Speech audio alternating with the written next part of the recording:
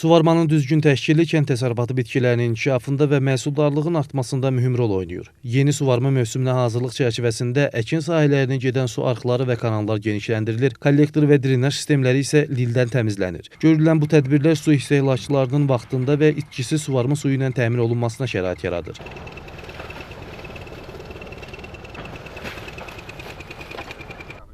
Ötən il ərzində Şərur rayonunda ümumilikdə 90,45 km kanallarda, 51,45 km isə ara arxlarda, həmçinin 31,3 km kollektor drenaj şəbəkələrində lildən təmizlənmə işləri icra olunub. Hazırda rayonun bir çox kəndlərində torpaqların əkin dövriyyəsinə cəlb olunması məqsədi ilə meliorativ tədbirlər davam etdirilir. Arpaçay Sol Sahil kanalında 4,86 km, Muğancıq Mehrab, Muğancıq Müslüm və Sərxanlı kəndləri ərazisindən keçən Löhmə arxında, eləcə də Maxta və Şəhriyar kənd arxlarında da ümumilikdə 8,22 km lildən təmizləmə işləri aparılmışdır.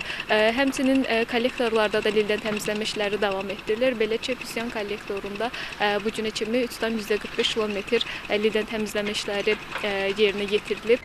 Qeyd edək ki, cari ilin ötən dövründə Naxçıvan Muxtar Respublikası ərazisində ümumilikdə 33,47 km beton və torpaq kanallar, 8,2 km açıq kollektor, eləcə də 53,36 km ara arxlar lildən təmizlənib. Nəticədə su itkiləri azalır, torpaqların şoranlaşmasının qarşısı alınır, əkin sahələrinin su təminatı yaxşılaşdırılır. Heydər Məmmədov, Atabək Səyyad, Abbas Quluzadə, NTV Xəbər.